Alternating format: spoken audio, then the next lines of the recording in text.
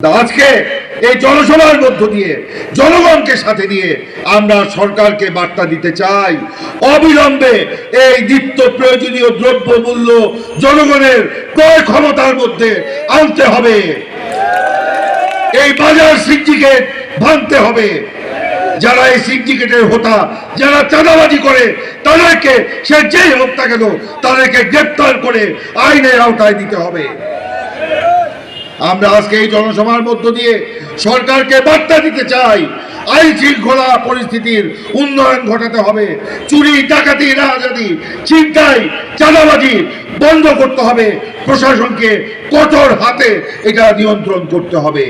আজকের এই জনসমাবেশের মাধ্যমে আমরা সরকারকে বার্তা দিতে চাই, অবিলম্বে নির্বাচনের রোড ম্যাপ দিতে হবে।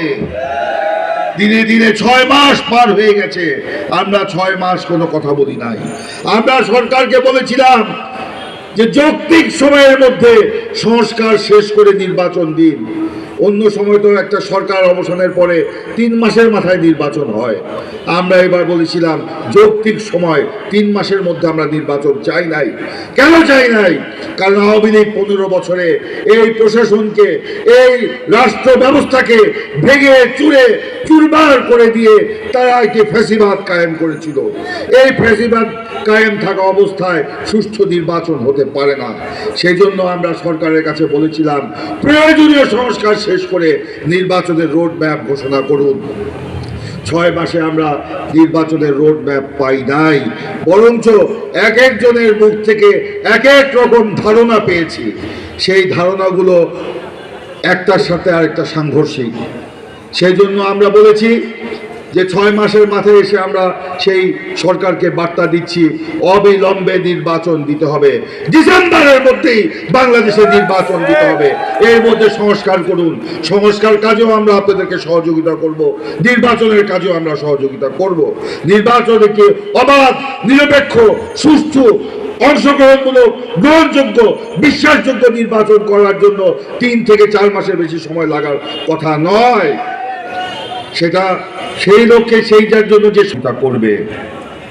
আজকে এই জনসমাবেশের মধ্য দিয়ে আমরা সরকারকে বার্তা দিতে চাই, এই ফ্যাসিবাদের বিচার করতে হবে। ফ্যাসিবাদকে বাংলাদেশে নিয়ে এসে, ফ্যাসিবাদের হোতাদেরকে বাংলাদেশে নিয়ে এসে তাদেরকে বিচারের মুখোমুখি করতে হবে। আজকে নেত্রকোনা সহ সমস্ত জায়গায় আমরা দেখছি যে আওয়ামী লীগের দোসররা ঘুরে বেড়ায়, প্রশাসন তাদেরকে ধরে না। শুনেছি অপারেশন ডেভিল হান্ট চলছে। ডেভিল মানে কি জানেন তো? শয়তান। তো এই অপারেশন মানে শয়তানকে ধরার যে অপারেশন, আমাদের প্রশ্ন 6 মাস পরে কেন 8ই আগস্টে সরকার কায়েম হওয়ার পরের দিন থেকেই এই অপারেশন ডেভিল হান্ট হলো না? কেন